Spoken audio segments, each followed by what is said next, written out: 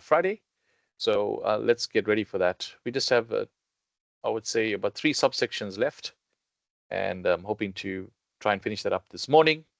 Tuesday would be revision, and then I've already set up a mock test, which I will put up either later today or tomorrow. Please attempt this mock test. I think it's an amazing test that I put up there. If you do that, I think that'll be very good revision for everybody. All right, so welcome, guys. I think a whole lot of engineering students, apart from electronic, civil, or industrial. There are other students that I've invited here, but we only have 25 out of 1,200. So I'll record this lesson. I am recording it. And there was just a query that I want to talk about very quickly, and that was the marks for major test 1.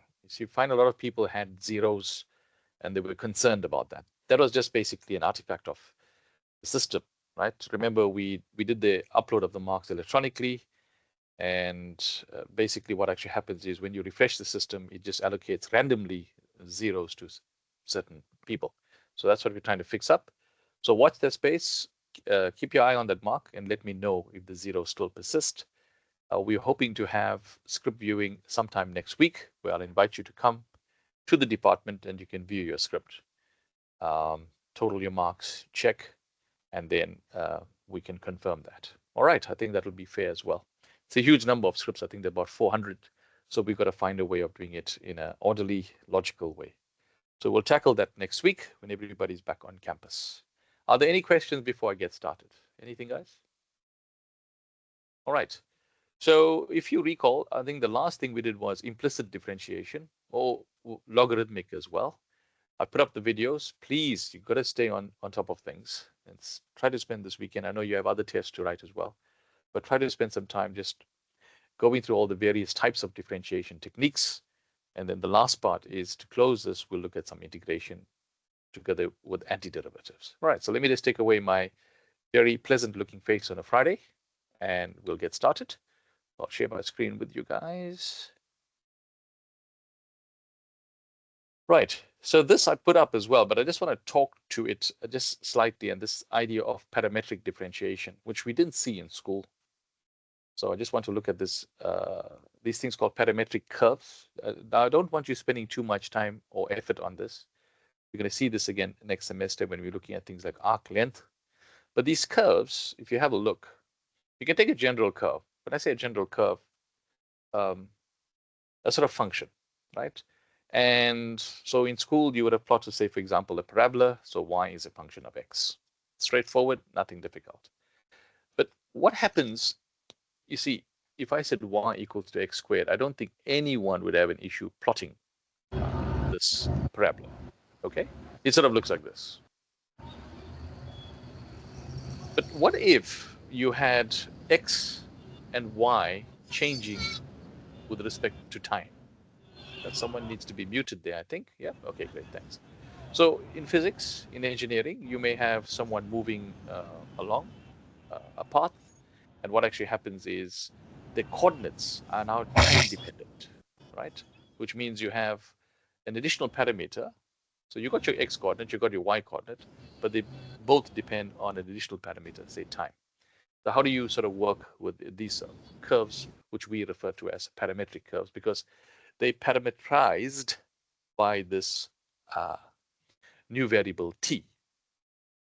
And we know that in physics and engineering and other applications, in everyday life, if you look at a bee flying through the air, its coordinates would change with time, not just with position.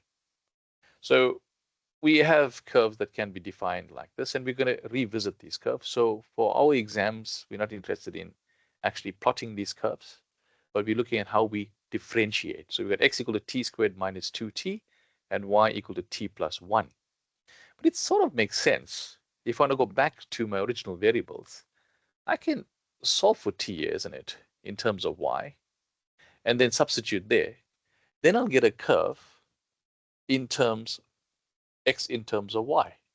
And if you look at it, it looks like y squared. So it looks like a parabola to me, but of this form. See? So it's interesting that you can get this parabola there because you could now got x in terms of some function y. But like I said, my concern here, and your concern would not be the plotting of the curves, which we'll revisit. We want to know, how do we differentiate this if we have these things called parametric curves, right? So for example, and you may think I'm racing through it, but I just want to show you, for example, x equal to cos t and y equal to sin t. You look at this and you think, hey, interesting. What if I square this thing? Well, what is x squared plus y squared equal to? Anybody?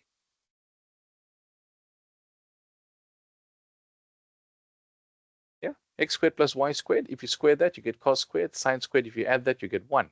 What sort of curve would that be? Anyone familiar with x squared plus y squared equal to 1?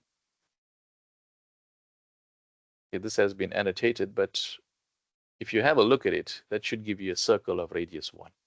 Because x squared plus y squared equals to 1, which is the equation of a circle centered at the origin, and the radius is 1 unit. Right. Questions? You happy with that? Okay.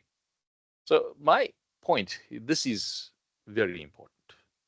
So far, we've been talking about derivatives. We sort of understand derivatives from first principles. We have the different rules for differentiation, product rule, quotient rule. We have the logarithmic differentiation. We also have implicit differentiation, which is going to be a very important one. I'm going to come back to that now. But what I want to have as a feedback here. Second.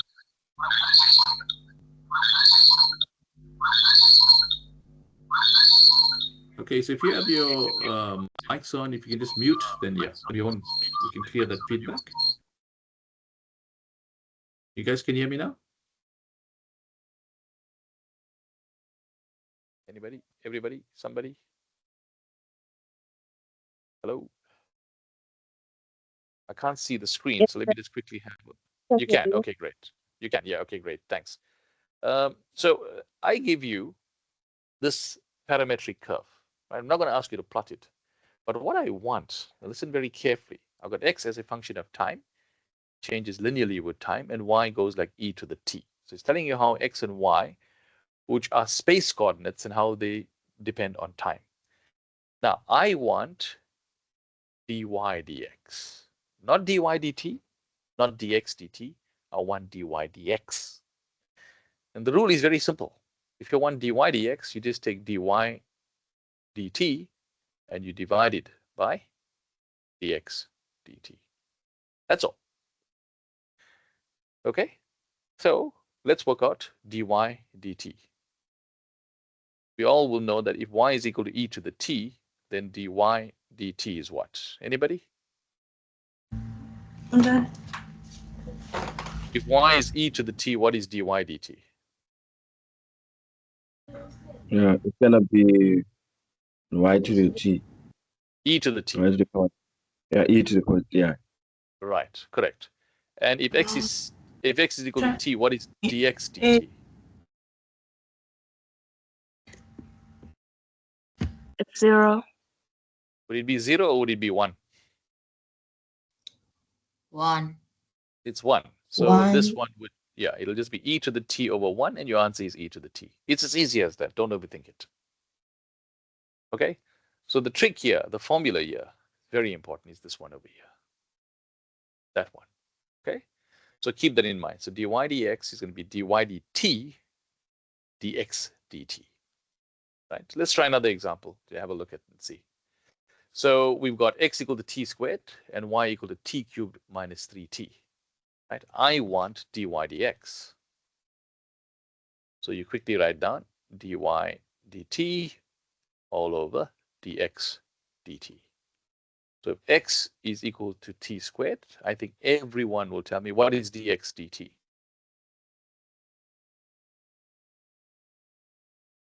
If I differentiate x with respect to t, what do I get? What's the derivative of t squared? 2t. 2t, yeah, 2t. Correct, excellent. And if I get y equals to t cubed minus 3t, then what is dy dt? 3t squared minus. Minus 3, yeah? Yes. Okay. So then what is the derivative of this? We'll take this guy and we'll divide by that. And there's your answer. Okay. So like I said, when we get into second semester and we start looking at these curves, then, more closely, we look at the length of the curve, the arc length. then you will basically see what we talk about and why this becomes very, very important. Now, I'm going to come back to this one here, find the tangent, because this one, I'm going to do a special lecture on finding the equation of the tangent as well as the normal to a curve. This is extremely important. I mentioned this in our last lecture. I think someone's... Okay, I'm getting feedback there. Someone's mic is on. Okay, great. So guys, so that is this the parametric differentiation, right? And as I said to you, if you just joined us, I've set up a mock test, and I think it's a very important one that you go through. Make sure you do this as a proper test, and then I'll release my solutions and you can mark your work. But we also have a lesson on Tuesday, and I want to use that for revision, and Friday is the test. So very quickly, I want to get to, before I move on, are there any questions about this? No? Okay. So the next one is extremely important. We've seen this in school, but I think, you know what?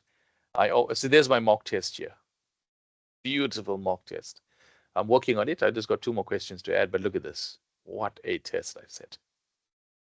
I'm going to set this, share it with you guys. I want you to do this test, right?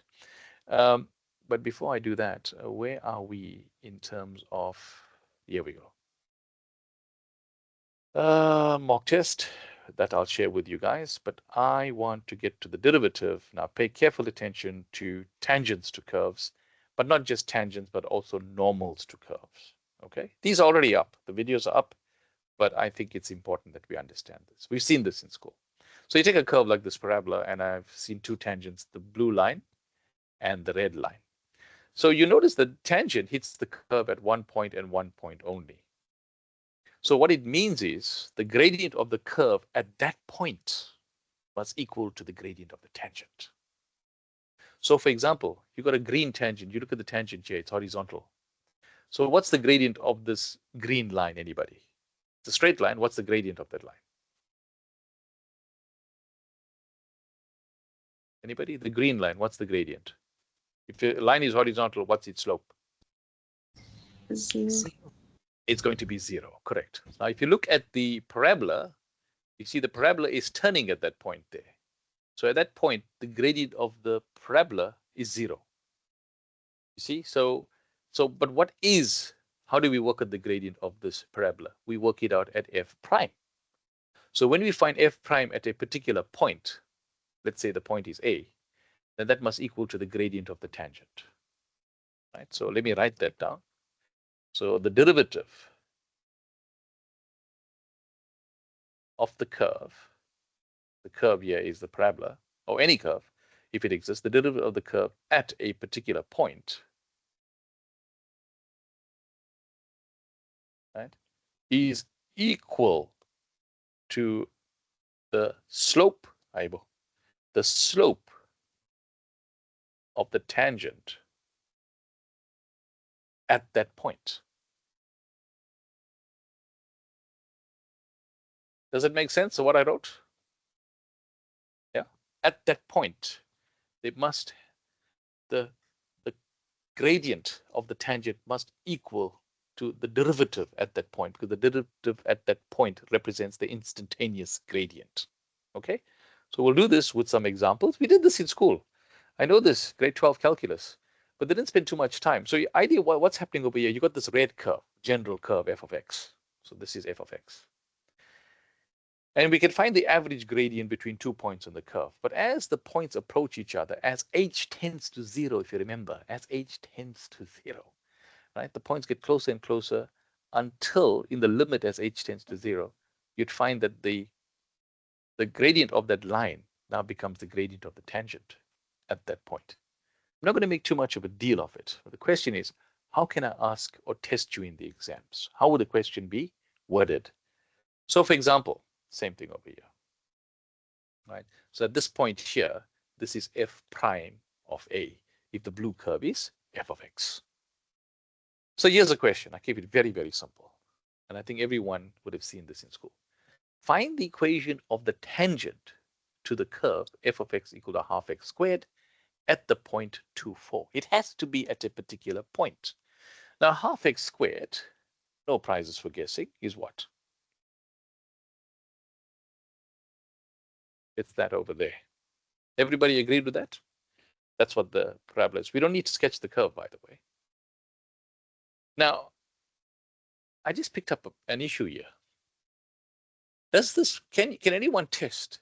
Does this 0.24 lie on this curve? Can anyone test that for me? Is it yes or no? The 0.24, does it lie on that curve? Yes or no?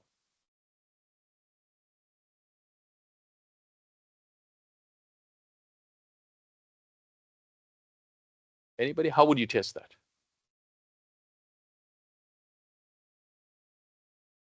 Somebody? Anybody? So if you put your hand up, I can't see, but you can. You No, say sir. yes or no? It's no. Yeah, No. exactly. No, because you got y. So I picked up a typo here, half x squared. And if I put x equal to 2, what do you get? 2. You get 2. So this point does not lie on the curve. So it should actually be 2, 2. Okay, is everyone happy with that? Yeah, and 2. So that's the point over there. And what we're trying to do, I'm just illustrating, but you don't have to draw that. I'm trying to put a tangent there. And I'm claiming now, what is the equation of this line? That line should be actually touching the curve. What's the equation of that tangent, the green line to the curve? All right, sorry, that's very bad drawing. I failed art in school, by the way, so go back here. Let me draw this properly. That should be a straight line. So we want to know the equation of the tangent, but we know the equation of a straight line is y equals to mx plus c. This m that I'm talking about is actually f prime at 2. That's what it is. So we got f of x. What's this? Very easy. It's equal to half x squared. If I differentiate that, everyone agrees with me, that becomes x. Right? But remember, the slope of the tangent, m, is equal to f prime at x equal to 2. And because it's x, it's going to be 2. So the gradient of the tangent is 2. Is everyone happy with that? Everybody? Yes, sir. Yeah. It's the slope of the tangent at x equals to 2. Now that I have the slope, I can write down y equals to 2x plus c. The question is, how do I find c?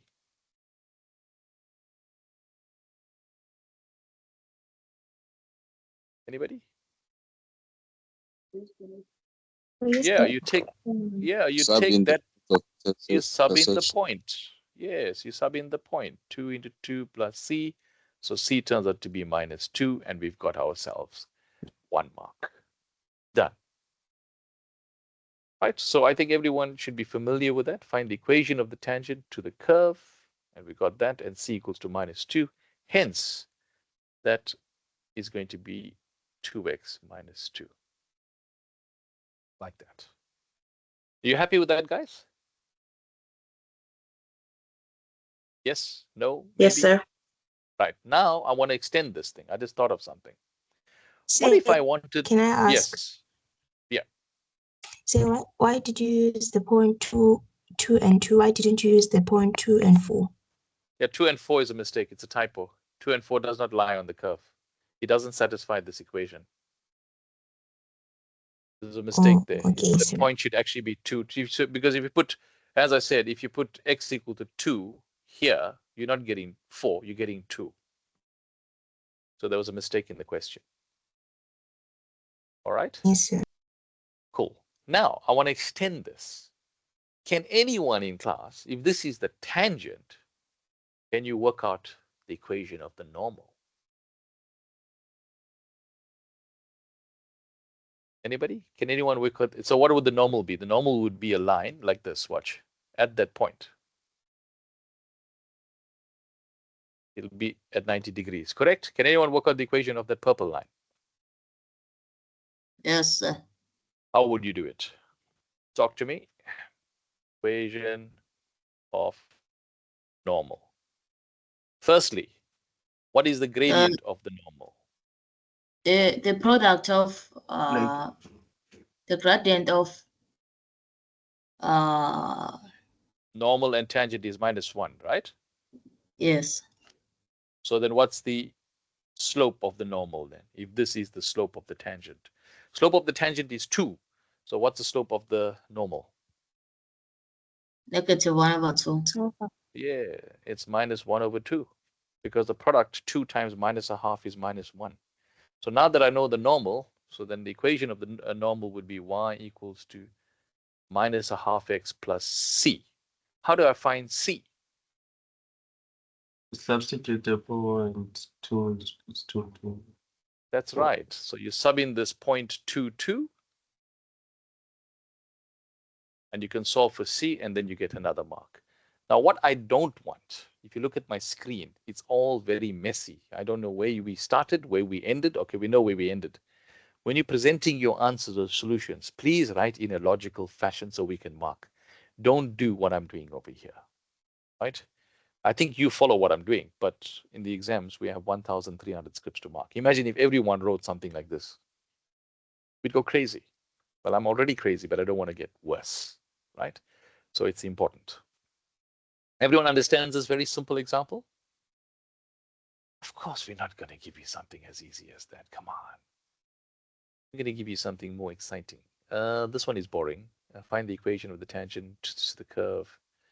Yeah. So what they did here was, okay, this is interesting because they want the equation of the tangent to this curve over here. So without thinking, we work out g prime. G prime would become 3, that becomes x squared minus 5x. I differentiate this function in pink, and you get 6. Is everyone happy with that? Yes. So now at x equal to 0, so g prime at x equal to is equal to 6, right? Because you substitute 0 there, and that becomes the slope of the tangent. So the tangent will now have 6x plus c. How do I find c? Firstly, you'll find y-intercept by substituting 0 to the original graph. Right. You put x equal to 0 there, you're going to get y equals to 1. Lovely. You take the y equal to 1, you put it in there. X is 0, so c is equal to 1. Right? So the equation now becomes 6x plus 1. I will let you work out the equation of the normal. But before I do that, can someone give me the gradient of the normal? Quickly. It's -1/6. It's -1/6. That's all you need to know. Once you got that, you form your equation y equals to -1/6x plus c. Substitute the 0.01 in there and solve for c. It's a standard thing. It's not difficult. But it is important. But is it going to be that easy? And the answer is no.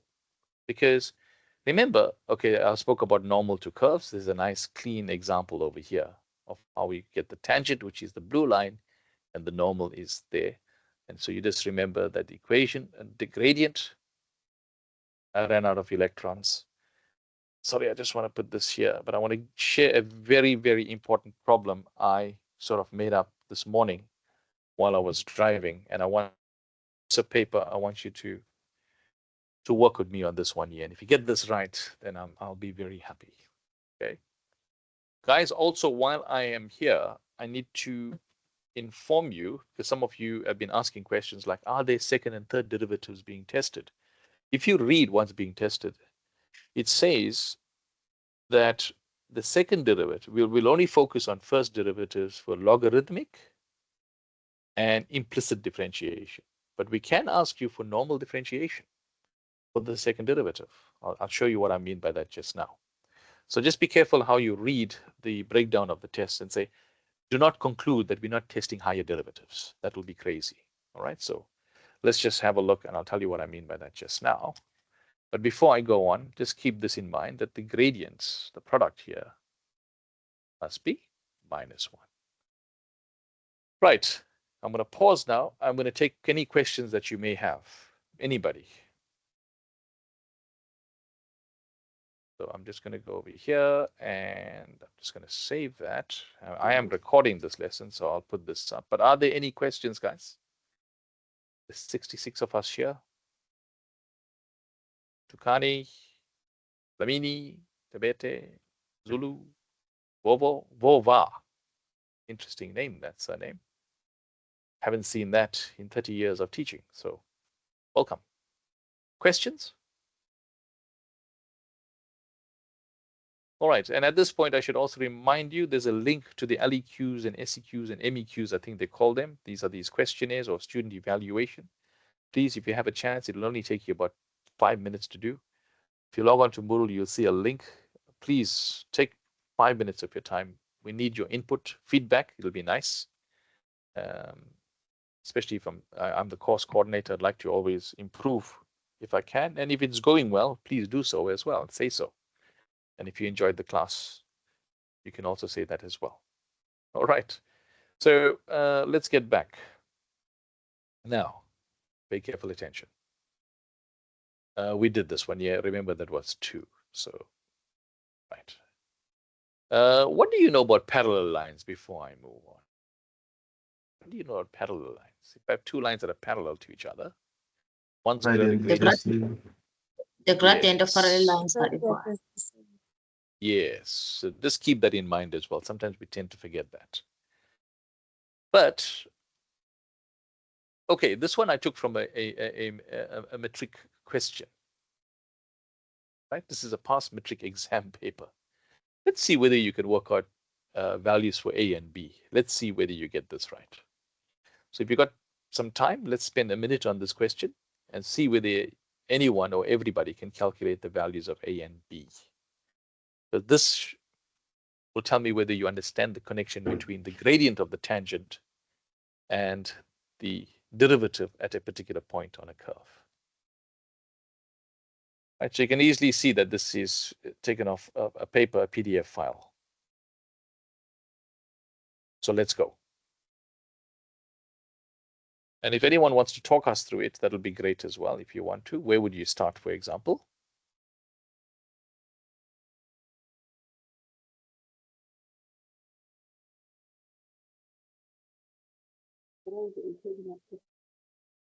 Okay. Yes.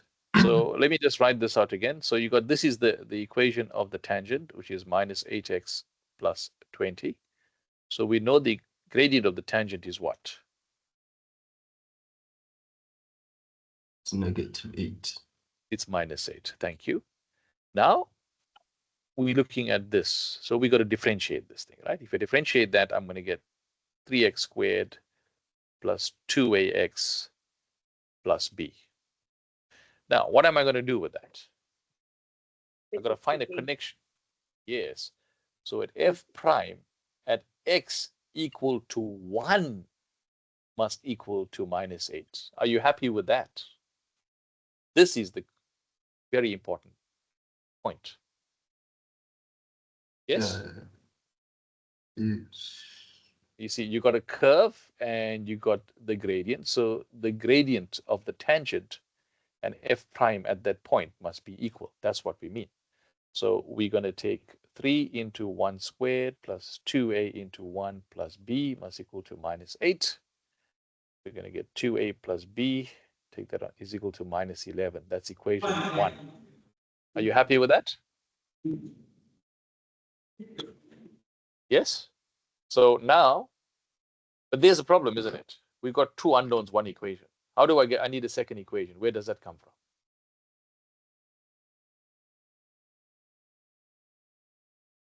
Come guys, you did this in metric. You got yourself 5 marks. That's how you landed here. So how do I get a second equation? What can you tell me when 2 graphs intersect each other or they meet at a single point? The y values must also be equal, correct? They share that point. So what do I do next? Yes, you'll say G is equal to F at X equal to 1. Someone's mic's on there? Hello? Hey. You want to mute? If you mute, please. Yeah, thank you. So what I wrote in purple, is everyone happy with that? Hello? 2 graphs must share that point X, Y, isn't it? So we're going to substitute X equal to 1 there. So G of 1 is equal to minus 8 plus 20. That's equal to 12. And what is F of 1? That's going to be 1 cubed plus A into 1 squared plus B into 1 plus 18. So that's going to be A plus B plus 19.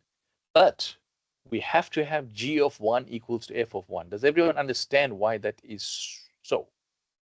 Because two graphs pass through the same point. Is that true? Yes?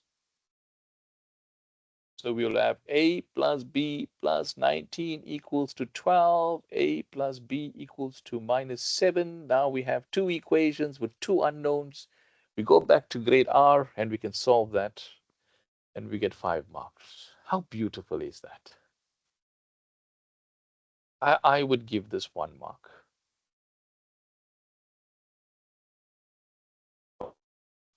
Because I'm not interested in this question. Yeah, the question I'm interested in is the one that I thought of this morning. Now, I want you to take some time. If you've got a piece of paper, take it out now and let's work this out.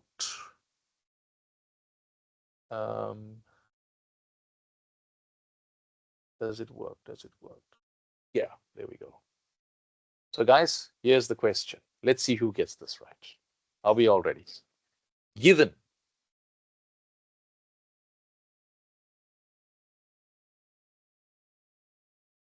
x squared y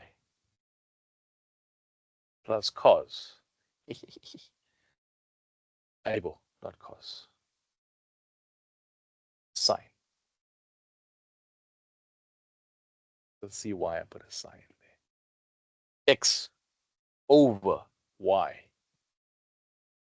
plus y e to the sine of x equals to 1. Find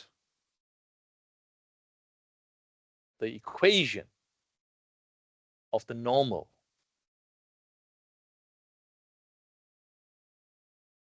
to the surface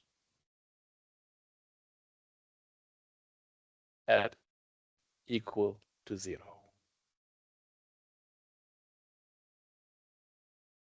Now this, I wouldn't mind giving 5 marks. Right? If you've got a piece of paper, start working this out. Let's see. And if you get this right, that means you understand this thing. Not this question, you understand implicit differentiation. You understand the chain rule, you understand the quotient rule, you understand the product rule, and you understand how to get the equation of the tangent and the normal all in one question. Now this is super beautiful, super beautiful. And this is my question. Good check and sit in the exams, by the way. Go for it.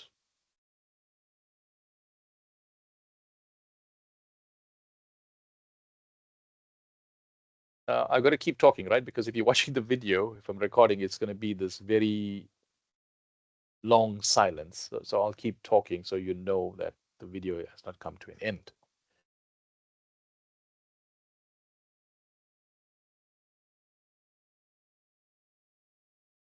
So the first thing is to do is what? Let's start differentiating. Okay? So if we start differentiating, you do your differentiation, I'll do mine.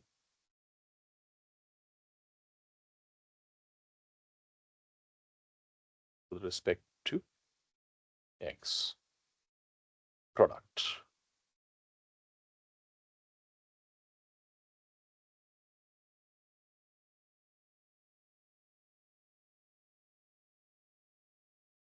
Quotient.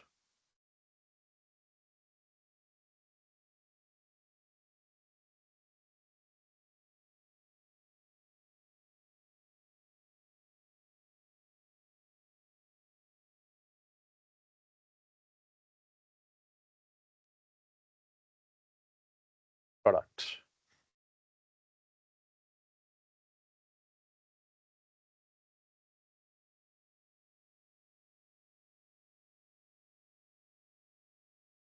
Zero.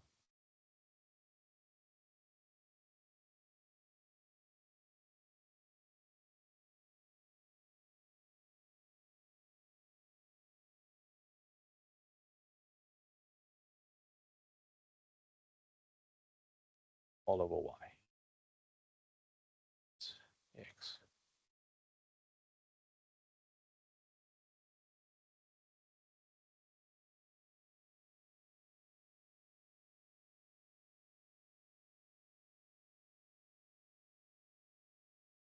Collect all terms involving y prime. 1, 2, 3.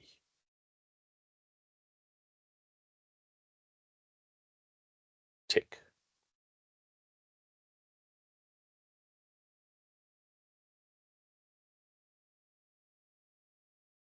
Should be a square. Tick. Tick. Everything else goes to the other side.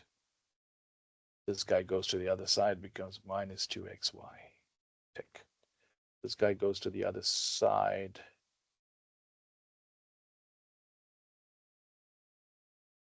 We get this square. Tick. And finally, this guy goes to that side. Tick. Right. And then you'll just divide, obviously, by this bracket over here to get y prime. Now, anyone's got something looking like mine? Like, do you agree, for example, with this line over here? This line. Anybody? And if you don't, which part did you get wrong?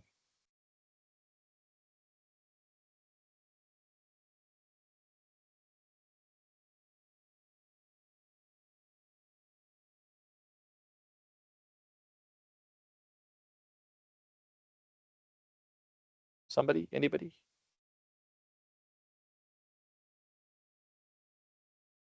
I just made it incredibly difficult because I want you to practice. So this involves implicit differentiation and all the rules.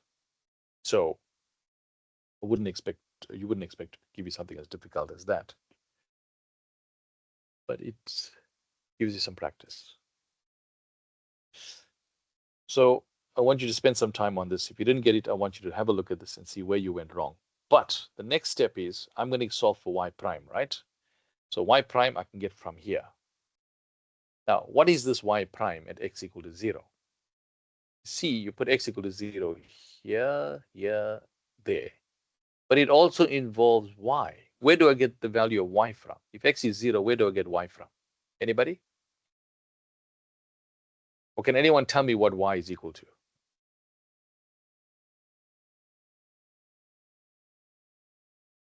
Anybody in class? What is y equal to if x is 0?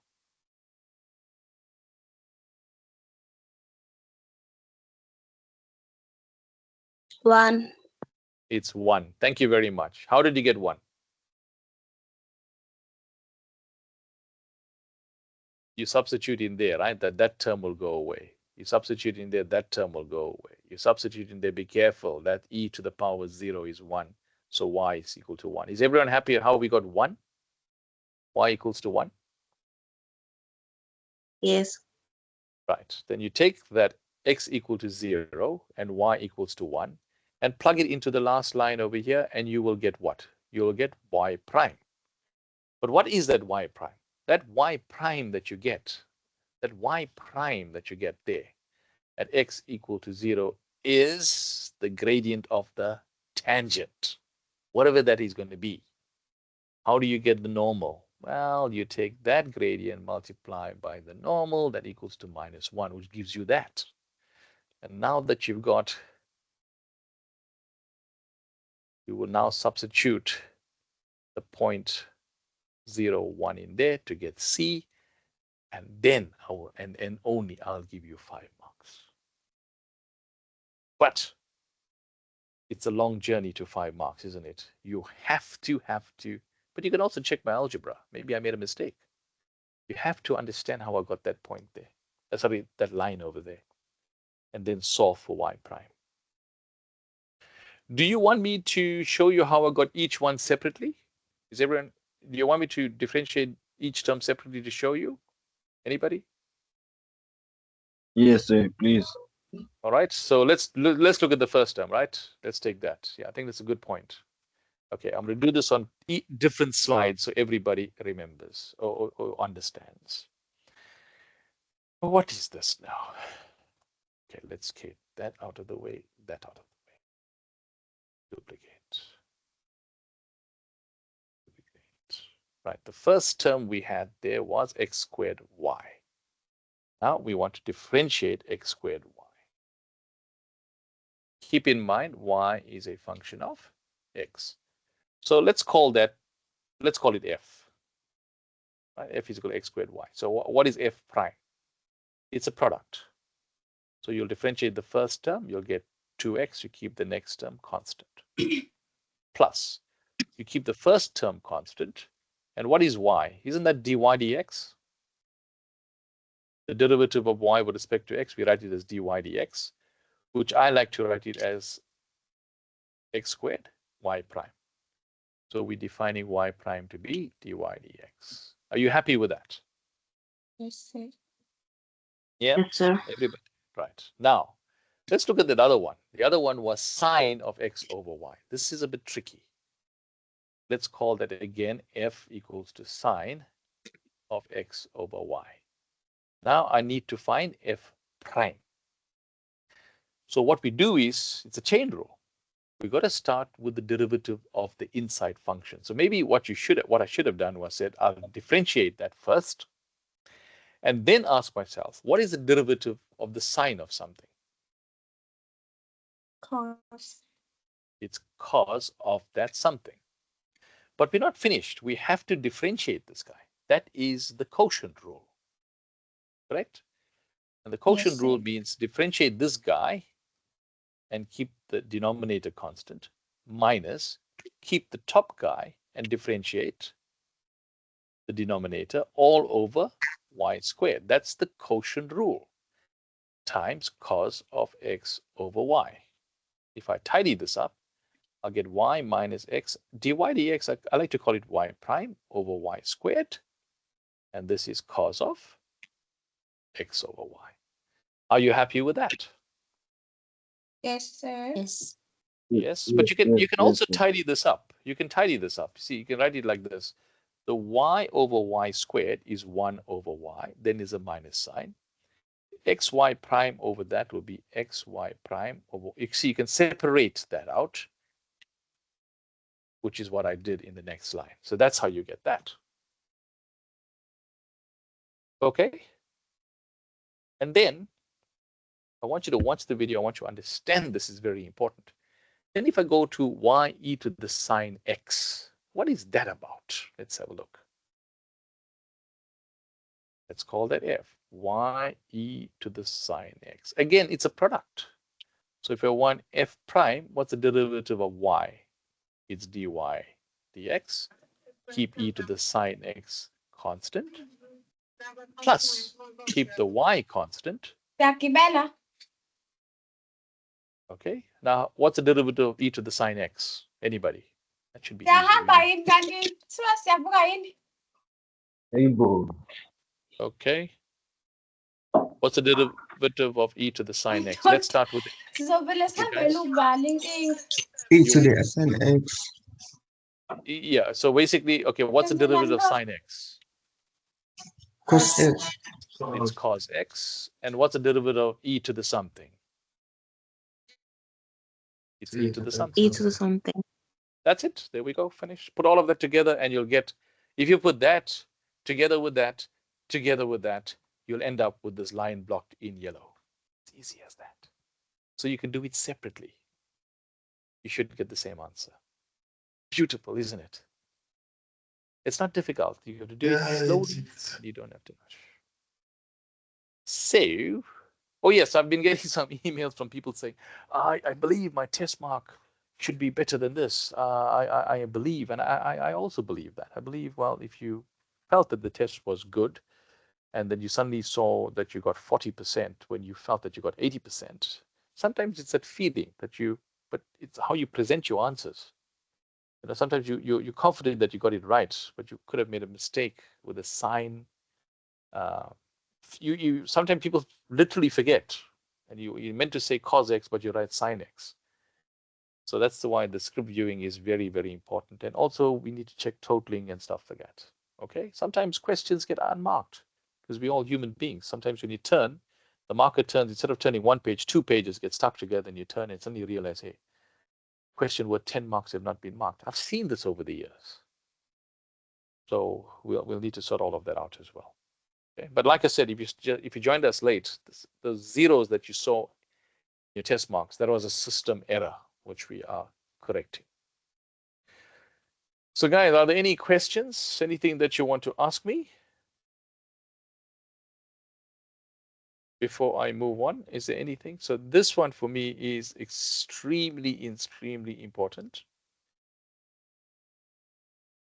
All right, very, very important, this one. Where you're taking a surface plot like this and you want to find, say, the normal or the tangent to the curve, to the surface. So I think that requires some practice as well. Right. Now, I mentioned to you, and I think this is important as well, because some of you have been asking, and some of you concluded from reading that higher derivatives are not going to be tested. No, that is not true. If you read carefully, we said higher order derivatives involving things like logarithmic differentiation will not be tested, but the normal stuff would be very important. So I'll give you an idea, right? So let's take an example from physics. I got a particle that's moving on a curve. Right? So there's a particle that's moving, and I want to see what this particle is doing as a function of time. Right? So it's moving on a curve defined as S of t, or even y of t. Right? So S of t, I'll give you, is minus t cubed plus 2t squared 5t plus 1. Right? That's how in time, that's how the displacement of the particle varies. So this is called the displacement of the particle. Right? How do I work out, how do I get the formula for the velocity, anybody?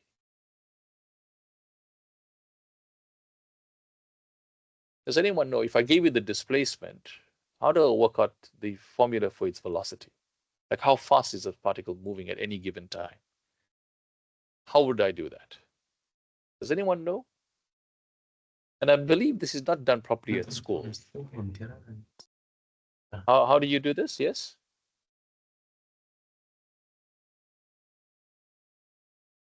So to get the velocity, pay careful attention. I need to differentiate the displacement.